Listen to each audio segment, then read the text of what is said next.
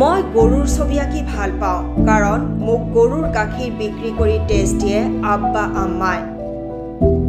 এই কৰুণ ভাষ্য এটি ৮ বছৰীয়া শিশুৰ। ৰঙিয়া মৰাঞ্জনাৰ মইদুল আলী নামৰ লোকজনৰ ৮ বছৰীয়া সন্তান এয়া বিন আমিন। বিন আমিন আক্ৰান্ত এক জটিল ৰোগত।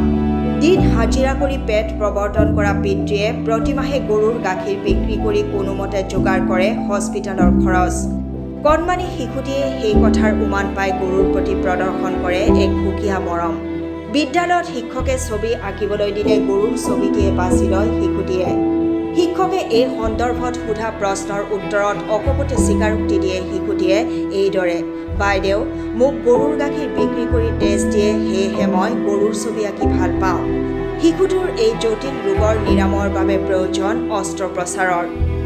ৰাজ্যৰ বাহিৰত খৰচ প্ৰায় ৪০ লাখ। অভাৱে জুৰুলা কৰা পৰিয়ালটোৱে পূৰ্বতে অলংকাৰৰ লগতে ঘৰত থকা মূল্যৱান সামগ্ৰীসমূহ একমাত্ৰ পুত্ৰ সন্তানৰ চিকিৎসাৰ নামত বিক্ৰী কৰিছে। এনে সময়তে দুৰ্ভগীয়া পৰিয়ালটোৰ বাবে প্ৰয়োজন হৈছে আপোনালোকৰ পৰা আৰ্থিক সাহায্যৰ। আপোনালোকে এই শিশুটিক সহায় আগবঢ়ালে হয়তো পৰৱৰ্তী সময়ত সুস্থ হৈ উঠিব এই শিশুটি।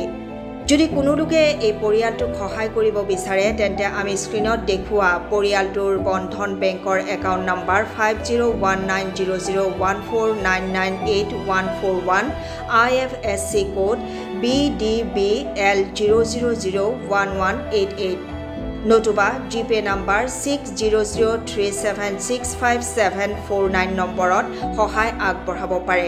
এয়া পৰিয়ালৰ আহ্বান। মোৰ ল'ৰা এজনৰ থ্যালাছেমিয়া বেমাৰত ভুগি আছে।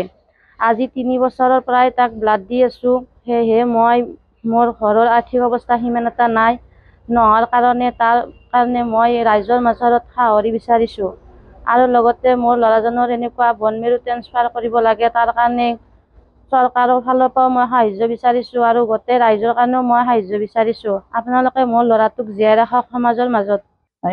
বিন আমিন মৰাঞ্জনা প্ৰাথমিক বিদ্যালয়ৰ মই প্ৰধান শিক্ষয়িত্ৰী হিচাপে মোৰ বিদ্যালয়ত প্ৰথম শ্ৰেণীত ছাত্ৰ। এতিয়া বৰ্তমান তেওঁক মই ৩ বছৰ ধৰি পাই আছোঁ। তেওঁ থ্যালাছেমিয়া ৰোগত ভুগি আছে আৰু মাহত দুবাৰকৈ তেওঁক ব্লাড দিব লগা হয়। সেইটো মই প্ৰায় গাৰ্জেনৰ পৰা ফোনত গম পাওঁ যে বাইদেউ আজি স্কুল যাব নোৱাৰে, ব্লাড দিব লাগিব। গতিকে মই গমেই পাই থাকোঁ তাৰ প্ৰব্লেমটো।